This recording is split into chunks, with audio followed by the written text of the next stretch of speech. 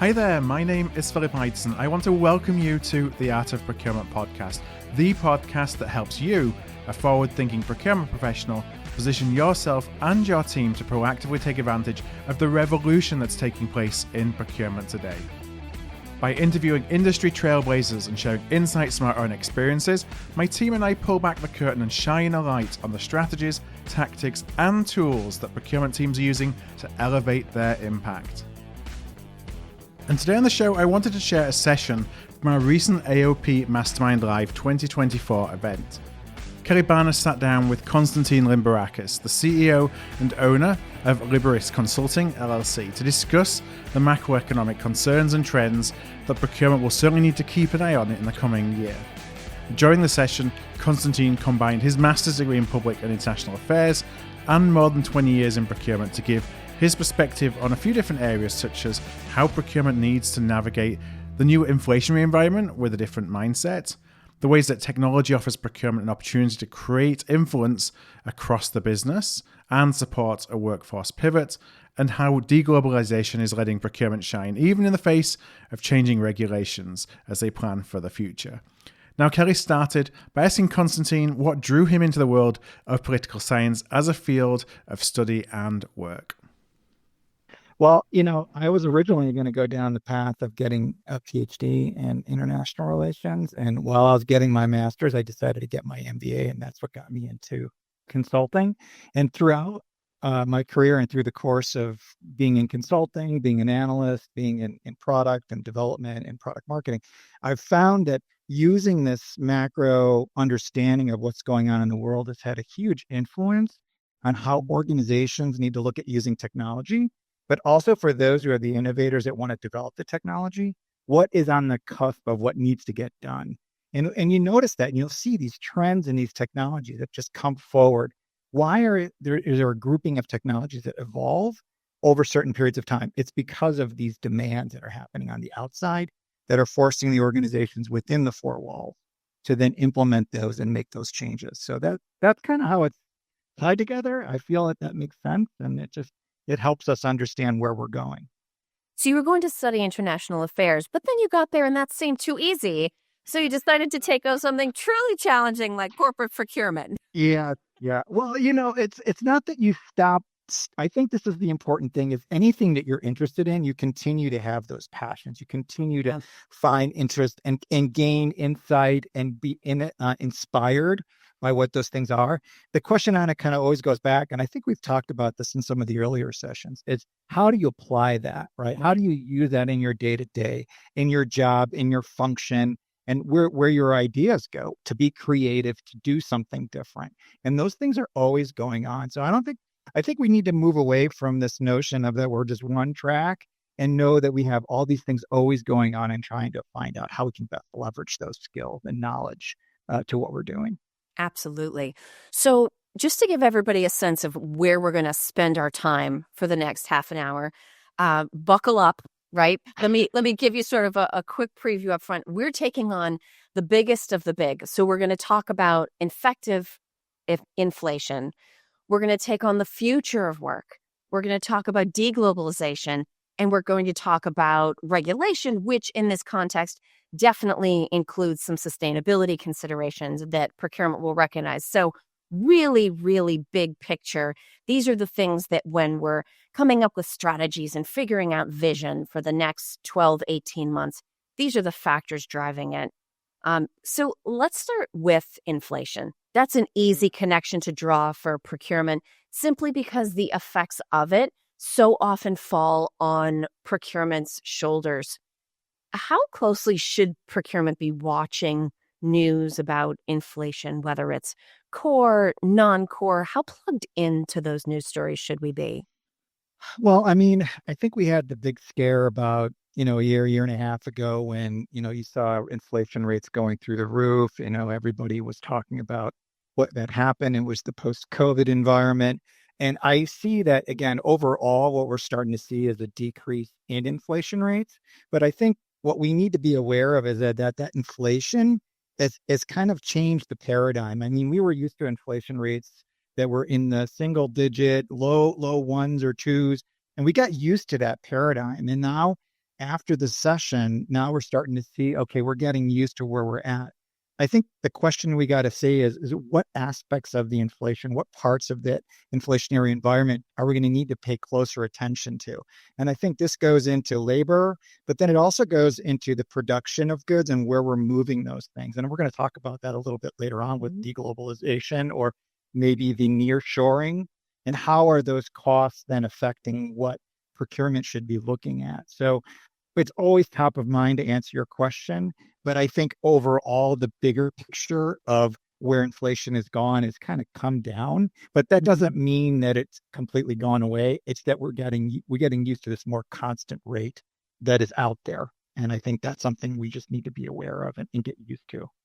Well, and in that, you've pointed out some of the different places that inflation could potentially impact how companies make decisions, as well as the work that procurement is then called up to do. Some of it is literally the impact on consumers, right? If you're a B2C company and we're starting to see consumers making different spending decisions, that could certainly, through revenue, make its way back to procurement. We were literally just talking about procurement finally getting to the point where we're willing to pilot things, test things, maybe fail, but learn from them and evolve. Maybe the tolerance to spend on experimentation changes, but certainly company-wide, the cost of capital adjusts, working capital policies, investment decisions that companies make. If a company is shifting their attitude around how they're going to allocate and make decisions around major capital expenditures, how might procurement and supply chain professionals expect that to sort of trickle down and start impacting the business outcomes that they're expected to support, or even the way different decision makers start to bring maybe baggage with them into procurement projects where they're going to have to make a choice? Well, I think the big picture is the good news is that, again, with cuts in rates, things have gone down. There's been a little bit of ease in that. And I think it all goes back down to understanding your business and knowing where those rates are going to have that permanence, right? So if you're intensive on the services side, you're intensive on manufacturing, are you looking at different models across where you think you could decrease those costs or understand what data is available to you? And this kind of goes back into the technology, is how are organizations orchestrating around integrating that information and being on top of that so that they know how, for instance, with you're talking about the cost of capital, understanding where is it that make or buy decision. Is it, even taking it from a financial standpoint and looking at inventory, looking at knowing where you carry inventory or looking at how tight you keep those. Those are a lot of those questions, particularly on the direct side. But then when we're even dealing with the services, is looking at the modeling of, what's the impact in different countries? Is it becoming more cost effective to do that in another region for a service offering that we're currently doing, and then understanding where those rates are shifting? I think the good news overall, though, again, is there's a settlement, I think, of understanding that some of the costs are going down relatively. But again, I think that we always have to be aware of that disruption that could have that peak. And I think that's where we always have to be on our toes, because we're not quite sure what that next big disruption is going to be. Right. Now, you talked a little bit about tech, and we've also teased the fact that we're going to talk about workforce. Let's actually start by bringing those two things together. And there's always the stereotypical, oh, the robots are coming to take our jobs, right? Over the last year or two, we've seen that those robots might not be, physical or mechanical devices coming to take labor jobs. They could be generative AI-based, knowledge-based sort of software robots that are starting to affect professional services. How do you see the impact of AI starting to have an influence on workforce trends? I think I always like to answer the question of the B2B by looking at what happens in B2C. And I think this is something you were bringing up, in a very interesting notion of, ChatGPT is going to replace me in the writing. this is all the stuff that's going to have to happen, and we're no longer going to have a job. And if we look at how people are adapting these technologies on a day-to-day basis, it portends how B2B will eventually come to grips with how that AI is going to then become something. And it was really funny. The other day, I was on a LinkedIn posting and I was looking at something, and someone said, "Oh, we use AI and we use AI." And the answer was like, who cares? Everybody knows we're going to be using AI.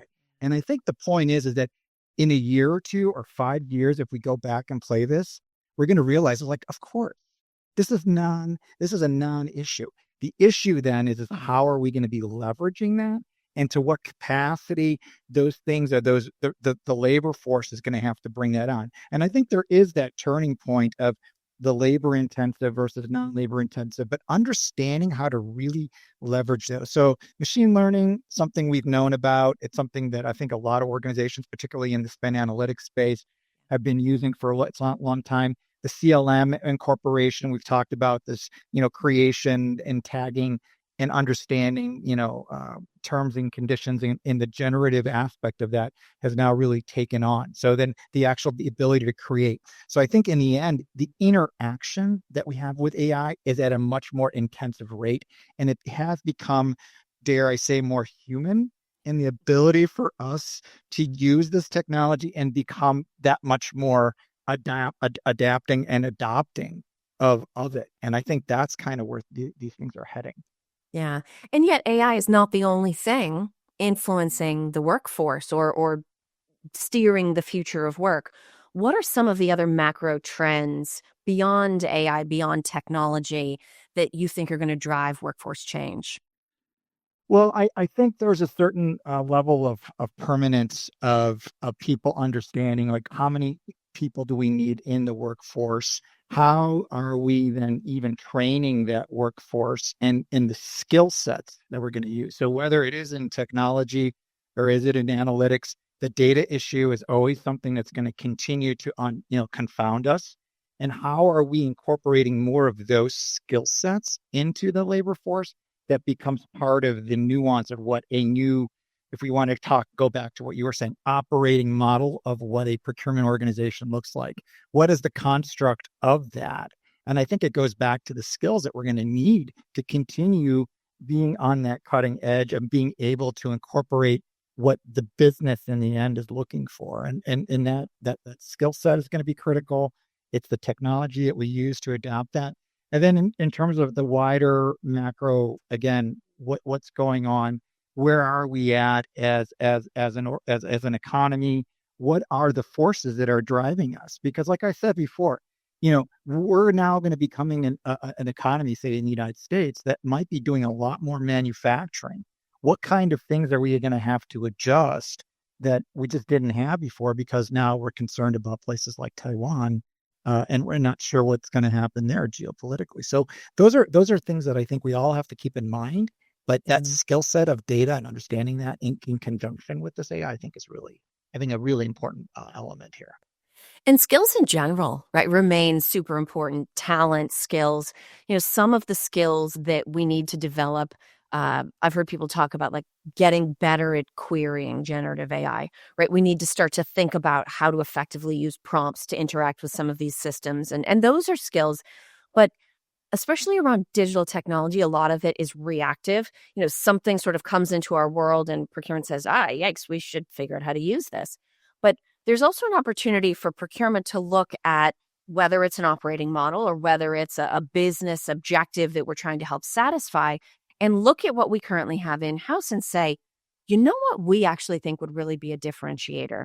I mean, it could be somebody with another language skill. It could be somebody that's a data scientist, but more proactively saying, what is a skill set or what is a type of role that we could add to our team that would differentiate what we're able to accomplish? If we were to look at skills and capabilities in procurement from the inside out, what might be some areas that teams should be looking about investing in or adding? Well, I think you had talked a little bit about this before with the data science and understanding some of those skill sets.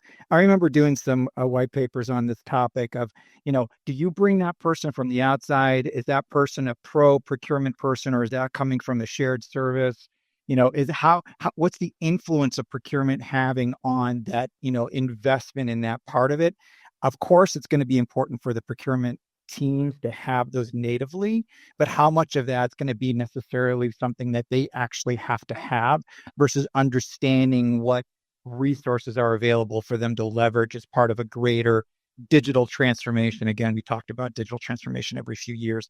What is that? What's going to be that next skill set? The one thing that I always see that I think from a skill set too for procurement, and again, remember writing about who is a great influencer or what what is a great influencer for procurement? To me, it's always been sales. Understanding how to work with those individuals, understanding how to compel them to get your idea across. Maybe that is negotiations, maybe that is some of the other things in PR. Those are elements of that skill set that I think procurement people should always have, because it always goes back to this then question that we were talking about also is, are we the invisible hand behind the scenes? In one hand, from a process, we don't want to create trouble. We don't want to create friction. We want frictionless commerce. We want frictionless procurement. At the same time, we want to be seen as the people that have ideas, that could come up with something that could be innovative, that could have the influence in the business. So I think there's this dichotomy of those two things that we always have to keep in mind in procurement. There's things that people just don't want us to bug them with, but then there's things that we also want to influence them and say, hey, this is a new way of doing it. There's new technology that we could apply that could also help you finance, could help you HR, could help you, the C-level that we just didn't think about before, because now we have these things that we haven't even thought about before, and we can maybe be the innovators to help influence them. So those are just some things that come to mind. But yeah, I think the relationship with sales is actually a great call out, because I mean, we've certainly all been in situations where, like, okay, take off the procurement hat, right? And think like, now you're just buying something on behalf of the company, just like everybody else. And you might be having contact with someone in sales and thinking, oh my gosh, like, don't they talk to their procurement team like ever? But then, of course, you turn that right back around on yourself. Like, well, when was the last time you reached out and talked to sales? And so anytime we see that happening, whether it's buying something or working with a supplier, and we feel like there's a disconnect, that should be a little red flag in the back of our minds to like, oh, that's right, I'm just going to go talk to sales. Because I do think closing that loop and also allowing ourselves to get that much closer to top line health and revenue generation, you simply can't do that without having a relationship with sales. So I think for a procurement influencer, I think that's a great call out. It always goes back to the old adage, you don't know what it's like until you walk in someone else's shoes. Exactly. That is so true. That'll never change, because then you have that different perspective. And I think we just have to continue saying, we want to be innovators. We want to be different. Let's look at what other parts of the business need and how they need that from us. And that will change the paradigm. Okay, Constantine, this next one, I've been waiting since 10 o'clock this morning to talk about this. Okay. Deglobalization as a trend and how it's potentially affecting our supply chains and suppliers. So let's just start really, really big picture. Where do you think this trend is headed? I think there's a certain permanence to it. And part of it is because the largest country in the world, well, actually now it's technically the second, China, has gone through major transitions in who they are over the past 20 years, right? They were originally the great manufacturer of the world, which is what the United States was back in the early 1800s, right? They took that place. They took that role. All these things that we were then offshoring to China manufacturing. And I think because they are starting to mature, what has happened is there's been a rise or an increase in the cost of their labor force that's forced people to then say, hey, this is too expensive to do manufacturing here. So now countries right next door, namely India, are now trying to take that role. And then you got places like in Malaysia, in Thailand, that are also trying to offset that, because we're saying we're playing that role. So that element of cost, certainly from a pure economic standpoint, has driven this maybe movement, not so much deglobalization, but movement. But then you've also seen this deglobalization because of risk and because of this conscious thing of what China's going to do with Taiwan. Is it in direct correlation with what's going on in Ukraine? Is there's this new axis of evil or whatever people want to call it? What are we doing with that, right? This is why this political element becomes so important. How are we doing that? Now, we did have, this migration of the manufacturing for the chip sector in the United States with Biden, his policies of implementing that. That's certainly done a huge justice to making sure we're not exposed. But then we're also seeing this continuing increase in tightening of relationships in places like Mexico, which is, by the way, one of the largest trading partners of the United States. If you group the EU together, they're the largest commercial, but Mexico has become like one of those huge manufacturing centers that we sometimes just take for granted. Is that deglobalization? Is that regionalization? I mean, what do you call that? Canada? Is it North Americanization? Are we creating a new word? I don't know. But you know what I'm saying? That's part of it. So this, I think, and then kind of the third part of that, I think, is also maybe, I hate to say it, there's this rise in nationalism or populism. It kind of ties back to the immigration issue, but there's a sense of we need to be in control of our own future. And if we're relying on another country to do that for us, you feel exposed. You feel like we don't have that knowledge anymore. We need to get it back. And I don't think the United States is unique to that. I think there's a lot of other countries, developed countries in Europe, that are feeling a certain sense of that. I mean, I just saw this thing on Volkswagen, where there's big protests now in Volkswagen with the factories because they're shutting down these factories, which was unheard of in Germany. And now where are they going? They're going to the Czechia, to the Czech Republic. They're going to Hungary. They're going to Mexico. They're going to all these places that the German worker and the German manufacturers just weren't used to. And then that has a trickle down to the Mittelstand and everybody else. And then they're like, okay, do we deglobalize? Do we keep things in-house? And how do we keep that? So there's a lot of complexity there, but I think it's just a shift. These are some of the things that are happening. Yeah. And what I like about this, selfishly, not just that it's exciting, but that it plays perfectly to what procurement is best at, right? So everybody else is getting upset. And I think this is something I talk about a lot on Art of Supply. If you're reading general news stories, you are reading stories meant to get you worked up. And we don't do our best business decision making when we're worked up. So the first thing procurement gets to say is, hey, has anybody run numbers on this? We're like, let's move everything out of China, right? Okay. Has anybody done the math? Can we afford that? Is it a possibility? And then, okay, so we think we've found, let's say, other manufacturers in Southeast Asia that for a comparable cost can provide the same thing. Has anybody done a background check on those companies to see, are they actually just owned by China? Right? Is it a distinction without a difference? And so some of procurement skills, whether it's the analytical stuff, the risk mitigation stuff, the supplier pre-qualification, I almost, maybe I'm being overly optimistic, but I feel like every single one of these challenges that comes up, it's like, oh, well, procurement has an answer for that. We've been doing that since forever. This is what we do. Let's not make an emotional decision, especially in a situation, even if it is coming down, where cost of capital is always going to be a concern. Okay, let's not be dramatic and emotional about it. Let's run some numbers. Let's research some companies. Let's bring them in and talk to them. Let's figure out if this is a good decision. Any complex situation where procurement is the answer, I'm always like, okay, we're all in then, because this is our opportunity to take what we do best and shine. And another area where I think we stay in the dramatic realm, but where it plays to procurement's strengths, is regulation. And some of this is around data privacy. Some of this is around sustainability or diversity, climate change, energy usage, waste management. Let's talk a little bit about regulation. Are there any specific regulations from a trend, big picture standpoint that you have an eye on in terms of how they might affect procurement? Well, I think just generally, when you're looking at, European versus U.S. markets, right? You got this corporate sustainability reporting directive in the EU. You and I have even talked about this as the Uyghur Forced Labor Act.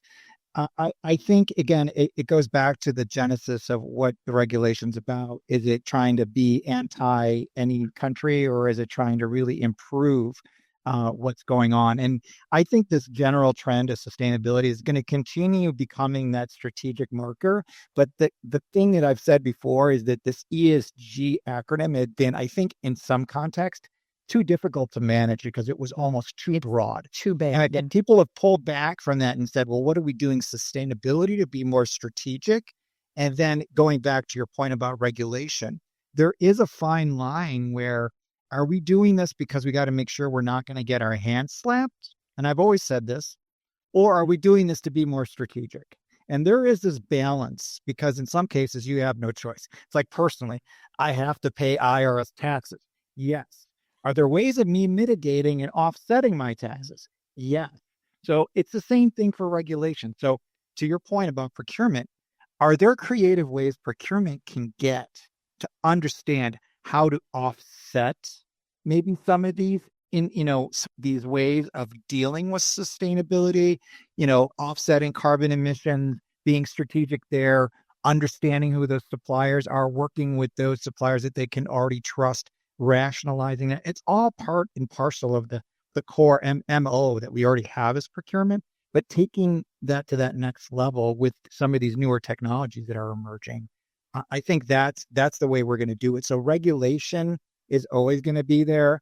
Maybe there's peaks of regulation and periods historically where there's, spikes. Sarbanes-Oxley, we saw this and in different times when, because of an event, it's causing regulation to come in. It's always 2 or 3 years later that then something comes, but then being proactive with that. So, I think there's ways of managing it, but which regulation is the most important? I think, again, it depends. It's a cheap answer, but it's true. What industry are you in, and where in that impacting, and that's just not going to ever change. I don't think that dynamic's going to change. And I don't know. I mean, what are your thoughts? Are we seeing a slowdown in regulation? Are we seeing that there's going to be kind of a leveling off? Well, I actually think we're seeing two things. One is the rise in sort of greenwashing charges. I know there's a more official word for it, but I know it is greenwashing, right? So I think companies are taking it more seriously. Like, do not just come out and say, oh, we're going to save 1 million birds and trees or whatever in 5 years. No, you need to have a plan. Again, going back to procurement's like, has anybody run the numbers on this? Like, do we know we can do this? So I do think that, the stick versus the carrot has become a little bit more real. But actually, Constantine, go back to the point you made earlier about AI, around watching what happens in the consumer space and then waiting to see how that rolls itself out in a B2B situation. Is the consumer, the individual consumer, still willing to make decisions, spend more, be brand loyal because there's a legitimate commitment to sustainability, or are they not? And I do think it's a good way to put it. It's a similar thing we can apply in this case, because most supply chains eventually go into people's homes. And if individual consumers stop making decisions based on those factors, especially around the amount they're willing to spend, if there's a cost component, that does eventually roll its way back to B2B. And there is no doubt the timeline could be a little questionable. The signals could be hard to read. I think that'll be the greatest challenge.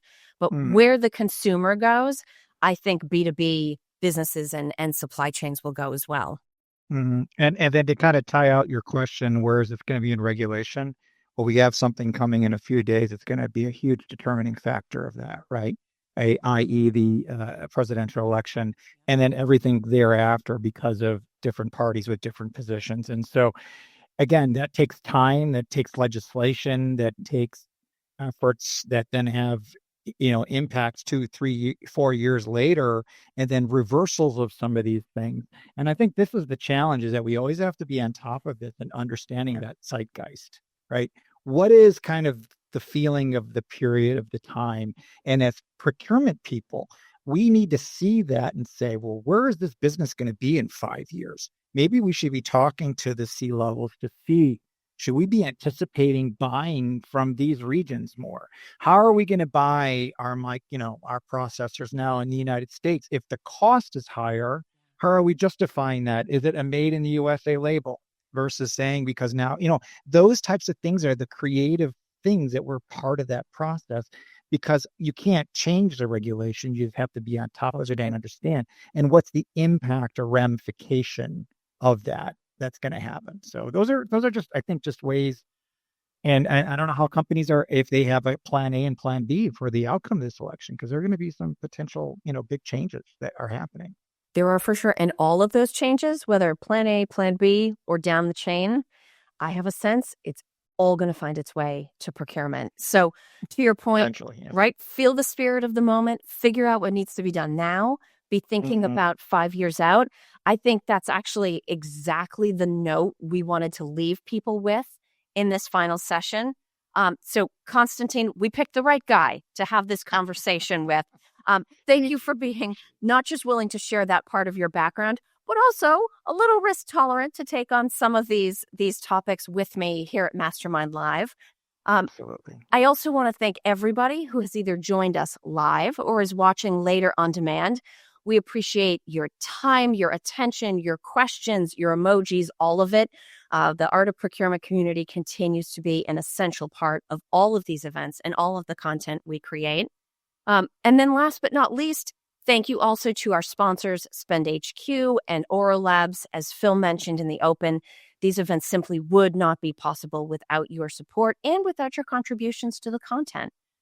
So thank you so much. That officially puts a wrap on year 5 of Mastermind Live with Art of Procurement. Thank you so much for being with us, and we look forward to seeing you all digitally and, as you've heard, next year in person. Thanks so much, everybody. If this episode struck a chord with you, please do send it to somebody. We grow here at Art of Procurement through word of mouth, and that would be really appreciated. You can also support us by giving us a thumbs up, a star rating, or a review wherever you listen to your podcasts. Since 2015, we've built the world's largest free resource for procurement professionals looking to elevate their impact. Our resources span podcasts like this, videos, blog posts, papers, and events. To join us on the inside and to ensure you never miss an episode, a webinar, event, or a post, please do subscribe to our weekly newsletter, This Week in Procurement. You can do that at artofprocurement.com/subscribe. That's artofprocurement.com/subscribe. Thank you for joining us today, and I look forward to seeing you again soon.